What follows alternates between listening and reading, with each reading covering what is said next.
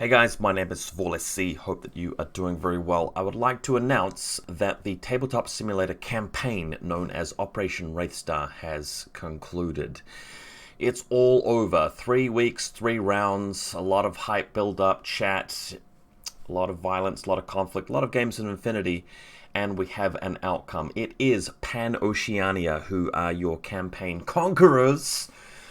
Very close though, 61 tournament points compared to 60 for Nomads. Nomads actually came out with more objective points overall. So Pan-Oceania win in first place, Nomads a very close second place, followed by Ariad in a third, NA2 and Doha the Mercenaries in fourth place. But only barely 3 objective points separated them and Yucheng, since everybody was in the same tournament points between those two factions. NA2 and Toha did not get to play against Yucheng during the campaign, although that would have been an interesting one. Then we had Hakislam, third to last, Combined Army, second to last, and unfortunately somebody has to come last, and that was Aleph and O12, the Space Police, on the least number of tournament points and objective points. We completed all of the games except for 2 matches that happened to have been between Hakislam and Aleph. There are 4 people involved in those matches, and I've just basically given them draws, 1 objective point, 1 tournament point and 5 objective points, but they're still free to play the games, and I can retrospectively update the scores. Please note that on the 4th tab of the spreadsheet over here, R4 Casuals, what I've done is I've paired up everybody based on what the 4th round would be. You are under no obligation to play these games, completely optional, but I know that there are going to be a lot of people out there over the next few weeks waiting for N4 to come out, just really lusting after some Infinity, wanting to play some games. So I've given everybody a matchup, just roughly and vaguely based on the roster scores that you got. So if you won 3 games, I've tried to put you against somebody else who won a few games. If you lost all your games, I've tried to put you against somebody who also didn't do very well during the campaign. Don't fill in the score sheet for these ones. Just play your games, have a good time, make some more friends. Yeah, really it just did come down to those 3 main matches. Pan-Oceania stood off against Yucheng initially and really thrashed them in the first round. Really big gap between them, but then when they ran into Nomads, unfortunately the faction that provided them the most trouble, they also had to play on a little bit of a congested spaceship terrain with the supplies mission, which wasn't great for them, and Nomads really soared into a strong position after that. But then in the 3rd round with Acquisition, Pan-Oceania showing a lot of courage and ability, and coming back out on top.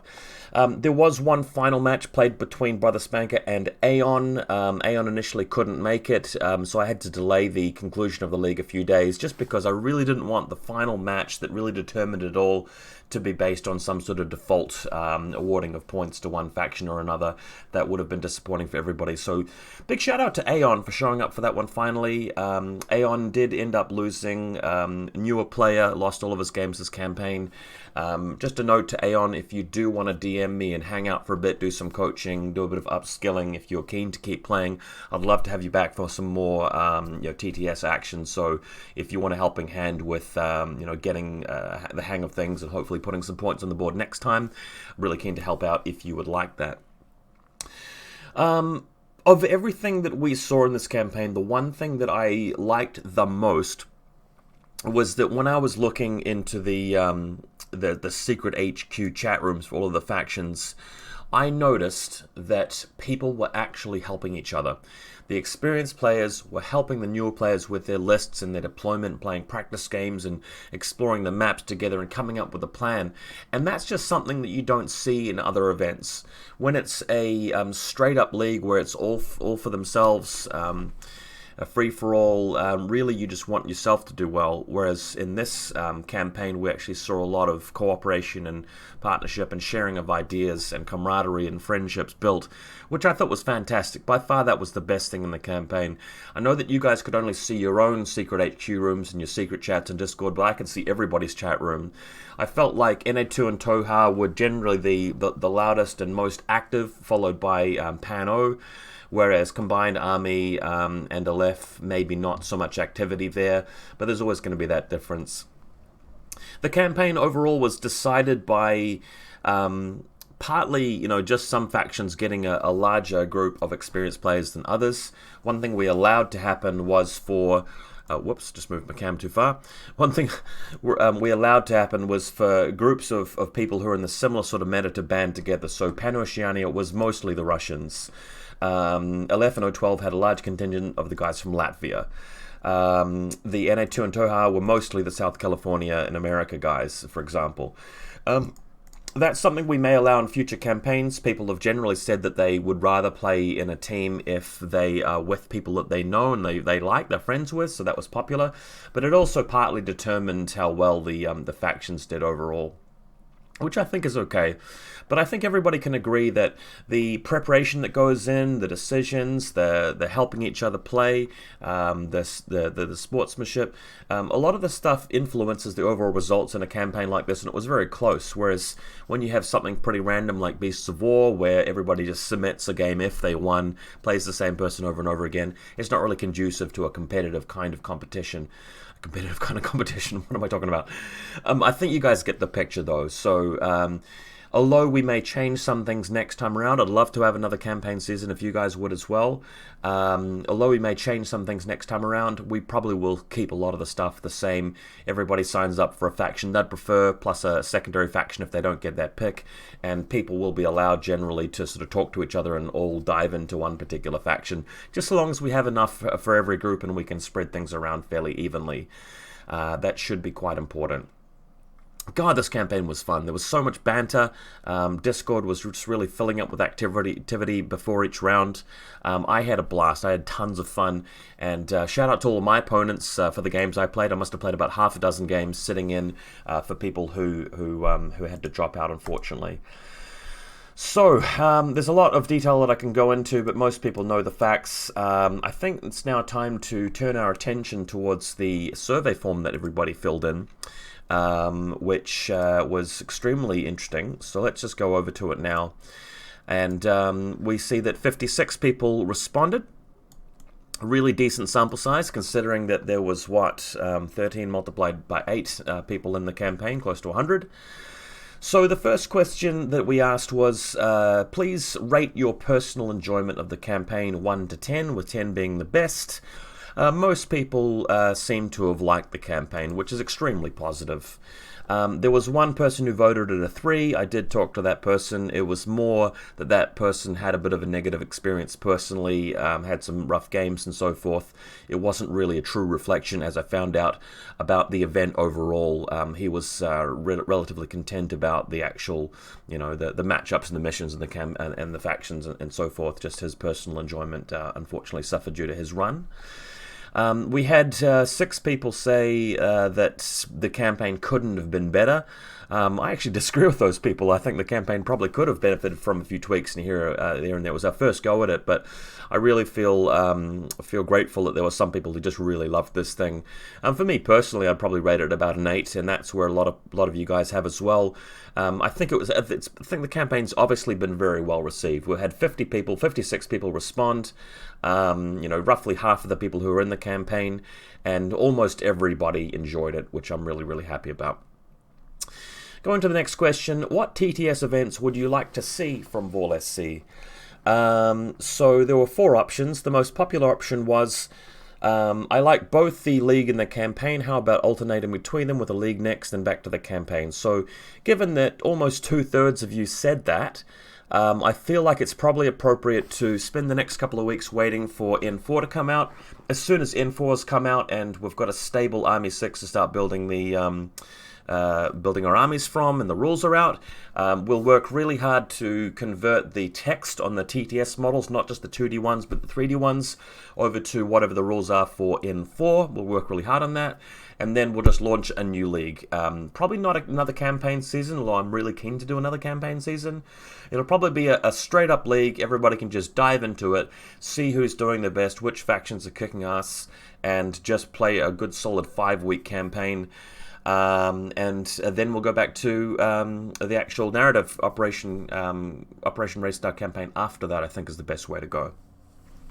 Of the other two options, where some people just prefer to dive in straight to another campaign season, or just to stick with TTS leagues from now on rather than continuing the campaign is twice as popular as the league for that fraction of people who voted that way. So that's interesting. Nobody said that they didn't want either the campaign or the league. Generally, people who are responding to the survey are keen to stick with what we've experienced so far, and fair enough. There have been some pretty strong, solid events.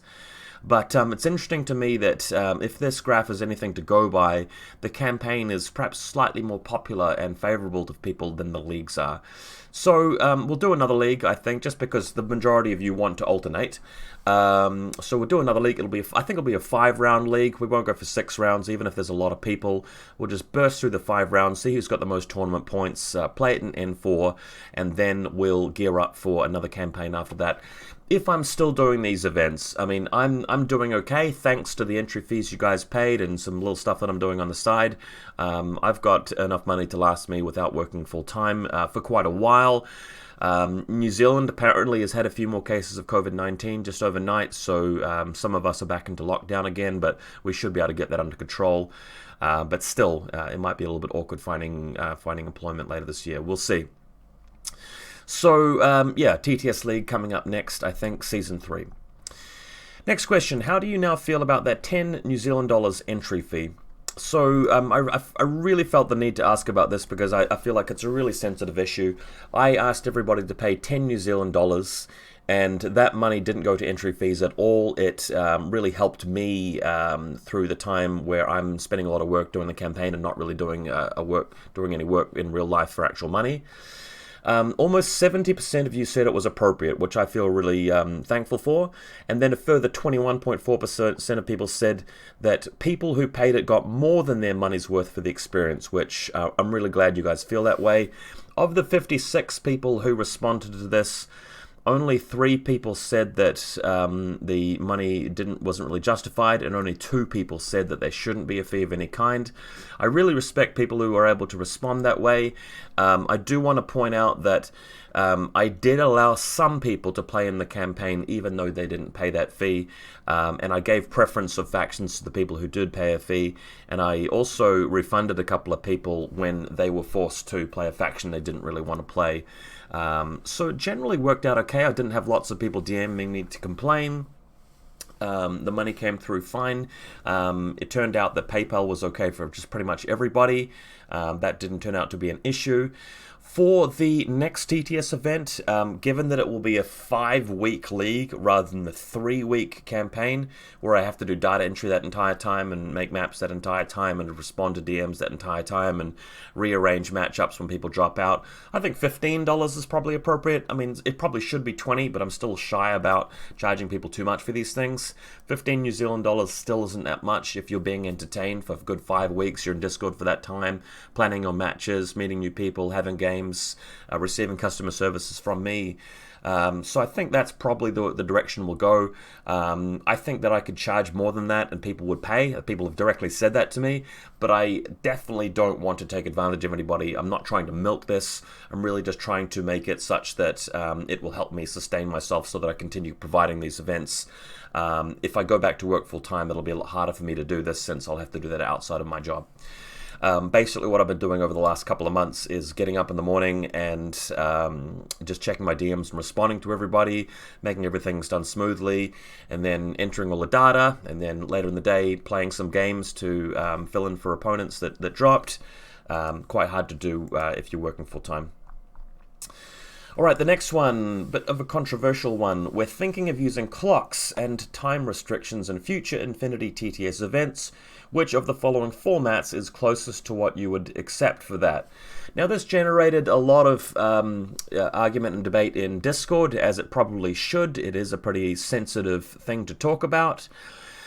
The reason why we bring this up is that although most of you guys had good, quick, amicable games and there was no problem, you might not be aware of the fact that for some people, you know, they're trying to set up a game against somebody on the other side of the world, despite them having commitments to their job or their family, their kids, school, whatever, and they're getting into a game with somebody, and the game itself is taking beyond 4 hours, maybe 6 hours, which to me is unacceptable. For some people that's okay, but we have to ask ourselves, is it one player who's causing the game to be so slow? Is it both players? What's the situation? And if there was a time limit, would that be fair? So I felt like we should have some more discourse about it. We should at least have a survey question. 42.9% of you said that there shouldn't be any clocks or time restrictions imposed. So it's a minority of people who didn't want any kind of time control there. Now, one way of looking at it is to say, well, given it's a minority of people who don't want clocks, VaulSC should just bring in the clocks for the majority of the people who want it. I don't think that's the way I'm going to go. In the next event, I don't think clocks will be mandatory. I don't think we're quite ready for that yet. Given that everybody's been able to play and have a decent time and respond to this first survey question saying that everybody was happy with the event, despite there being no clocks, I think we can continue to play the events without clocks for now. But we should continue to be thinking and talking about eventually bringing that in the long term. One thing that people quite often said in the chat is that despite me putting in the survey questions that I've split it up for deployment and player time for the turns, people felt like there should be a big block of time and you can use a lot of it for deployment and play quickly if you want to. I think that's fair enough. I mean, if I did bring in time controls, I'd be perfectly happy to do that. Maybe 90 minutes total for gameplay and deployment per player. The reason why I split it up is that I do encounter a lot of people who take ages deploying, and you're just sitting there waiting. And people maybe are under the impression that they are entitled to take as much time as they want for deployment, and making the other person wait is not really a big issue.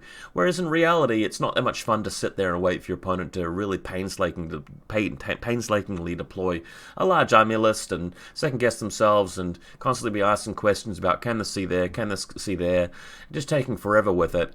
Some people view that as bad sportsmanship. I don't particularly like it. I wouldn't go as far as saying it's bad sportsmanship, but I'd personally feel more comfortable if there was some kind of restriction. There'd be some sort of penalty for forcing your opponent to sit there and have all that happen.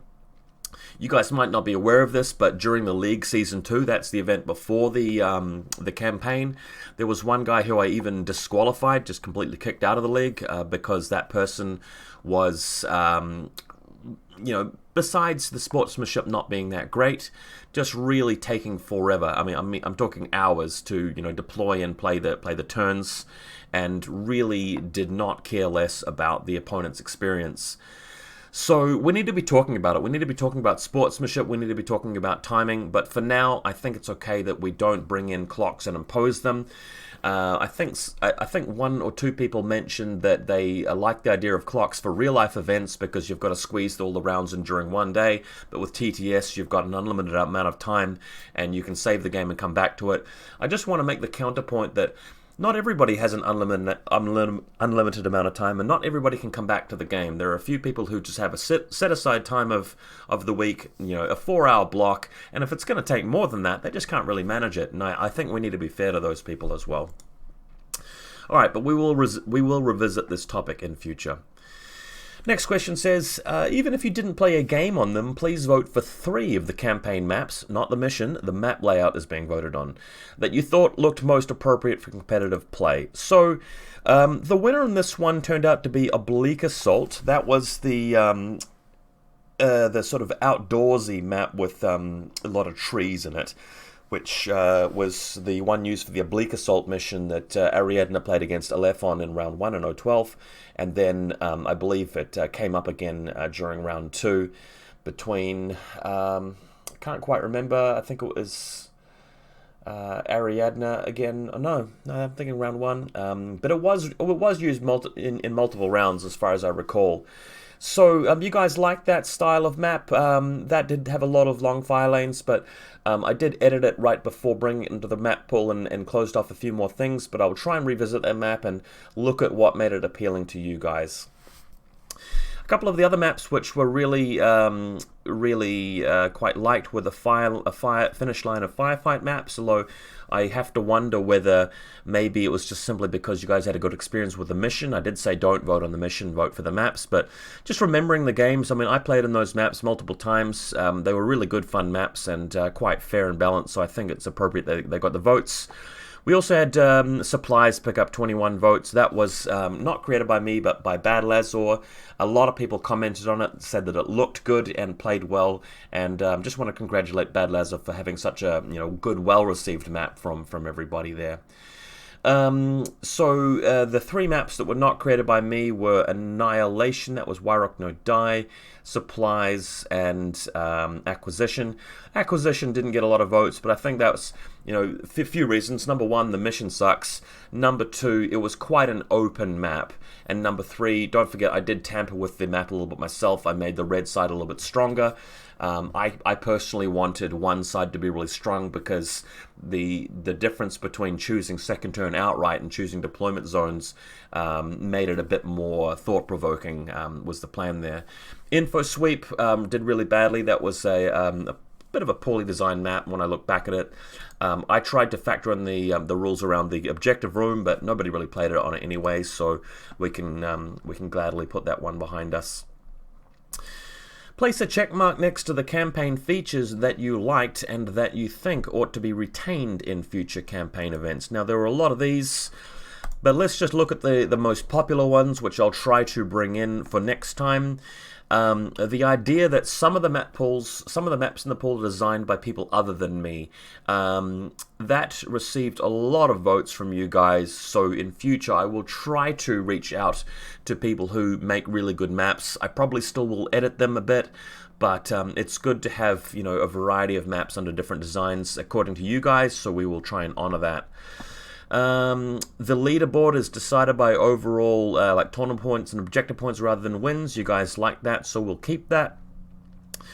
Country-specific metas are allowed to band together and just all join up to one faction themselves. You guys like that as well, surprisingly, so we'll have to keep that. Some of the missions are made by Corvus Belli, some of the missions are made by me. Those were pretty equally voted for, to be honest. So we'll try, if we're going to have a big map pool of like lots of missions, I'll try to make it an even spread of the best Corvus Belli missions and the best VaulSC missions for you guys. And also another popular one was the high stakes match where the team champion got +1 tournament points for a win. You guys like that too.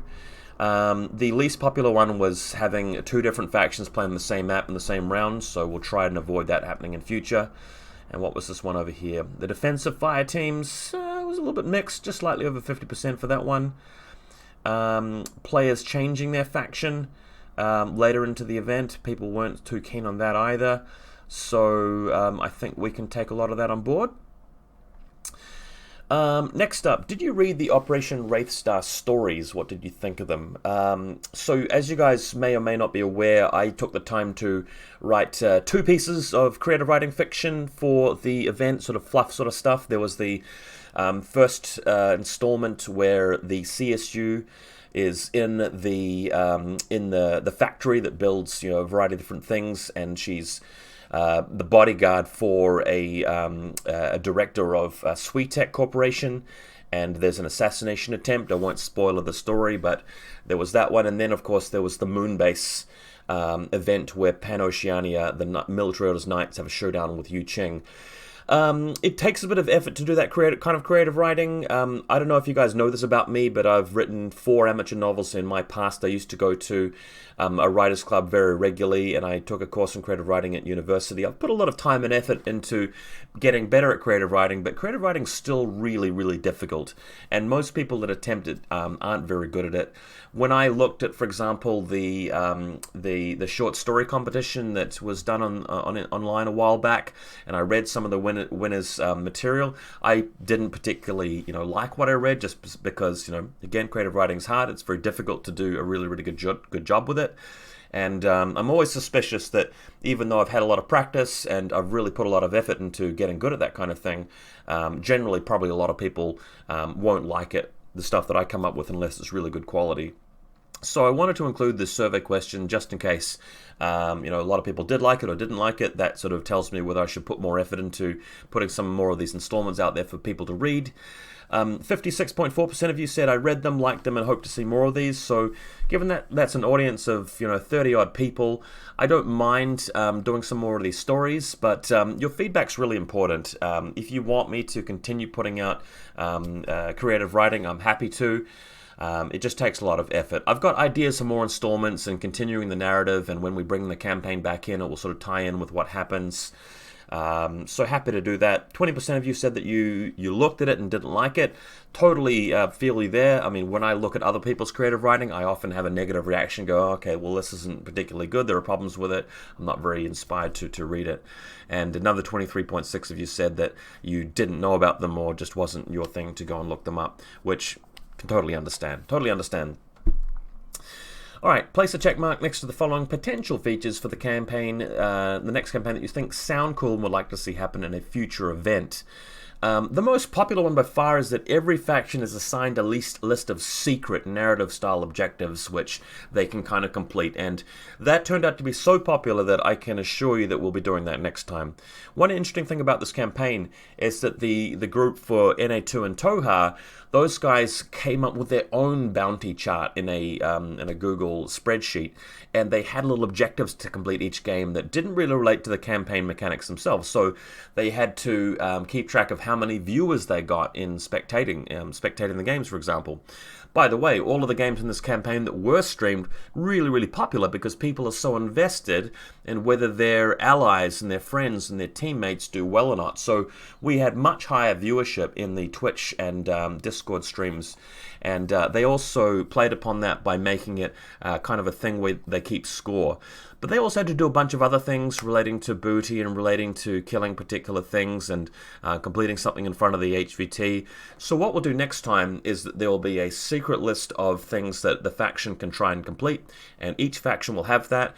And on the leaderboard, in addition to tournament points and narrative points and objective points, in addition to tournament points and objective points, there will be a narrative points column, and each faction will accumulate those, and the narrative points will have some sort of impact on maybe the matchups or which mission you get to play or your choice of map, that kind of thing. I think that'll be really cool. The idea of factions trading teammates was really unpopular. I forget what the rest of these were even about, but they were so sort of mixed response that I don't think we can really bring in any of the sort of random ideas that I come up with. Just the secret objectives idea, I think, is the most popular. We'll stick with that. Next up, what should the rules be regarding spectating games? Just over half of you guys said that you agreed with the way that we're currently doing it. Nobody is ever allowed to talk about the game with people who are currently playing a game unless the players ask for something. That's the way I wanted everybody to do it. I wanted to include the survey question just in case there happened to be a lot of disagreement about that. Not really a lot of disagreement about that. 30% of you said it's okay to interrupt an official game to tell players if they haven't got the rules right. I can definitely feel that sentiment as well. We watched a lot of games where, we saw Antipodes trying to throw smoke grenades when they didn't have it, people forgetting about saturation zones or thinking it had this stat when it didn't. It is quite infuriating to watch that, and I know what it's like. Every wargamer that watches a live game, as soon as a rule is played wrong, alarm bells go off in your head and steam starts rising out your ears, and you start to get really angry and infuriated and unhappy and uncomfortable, and the first thing you want to do is just yell out that the rule's done wrong. We need to relax a little bit. I think it's okay to let people play the game wrong, so long as they're trying to do that to their best ability and get the rules right at the time, and you can teach them about it afterwards. Respect to the 17.9% of people who felt like you should be able to comment on the game freely, so long as you're not blatantly helping teammates. I think that's quite hard to police, because if you've got a low-level match going on and a few people are watching, you run the risk of the teammates of one of the players helping them when the rules need to be fixed in their favor, and then not helping them as much when the rules don't need to be fixed in their favor because it would favor the other person. I don't want to get into that kind of territory, so I think we need to stick with the blue one here. Nobody is ever allowed to talk about the game with people who are currently playing a game unless the players ask for something. It just kind of has to be that way. Alright, have you been making use of the 3D Infinity Miniatures Workshop for your official games? 56.4% of you say that you are, 21.8% of you say that you're partially doing it, which is fair. I mean, I use 2D models occasionally sometimes as well, but we're continuing to add stuff. So the 21% of you who said that you're not really using the 3D models, guys, I mean, what more can we do? The models look so beautiful. People are putting so much effort into them. We're continuing to fix the bugs. They play just as well as the 2D models do. It's not that much effort to get them in there. They look much better in the battle reports and when you're streaming your games. So I'd highly encourage you to continue checking the 3D Models Workshop, continue giving me feedback if there's stuff that needs to be fixed or changed, or models that aren't there that you want, and we can get to a point where pretty much everybody's using them because they are really, really good. Last question here. Based upon your perception of all communication that you witnessed on Discord and in games during the campaign, who do you think was most in character for this event? Write their Discord name. And like 99% of you guys all said that it was basically the Pan-Oceania Crusade, the military orders. Come on, guys. They all changed their name to Brother this and that, and they were all really animated in chat. They were posting the memes. They were in character. There was the banter. I interviewed them. You may have seen the videos. So round of applause to them. Not only did they win the campaign, but they did it in style. They played military orders. They were a crusade. I thought that was freaking awesome, and most other people did as well. So that is reflected in this survey. And of course, you can see here the people who responded to the survey. Thank you so much for everyone who did so. Righty, so that is it for Operation Wraithstar. Can't wait to bring in Phase 2 where we revisit the planet, we look at what's been shaken up, we reform the teams. It'll be a similar sort of lineup, but you'll get to change faction and sort of reset things a little bit. Hopefully I'll have some more fluff and some more interesting stories to actually flesh out the narrative and the background of the universe a bit more. Today for me it's the 12th of August. I'm told that next month in September the N4 rules will be available. We'll get to read the rulebook, see Army 6 build lists, and play some games. Obviously I could be responding to every Corvus Belli video that comes out between now and then and doing react videos.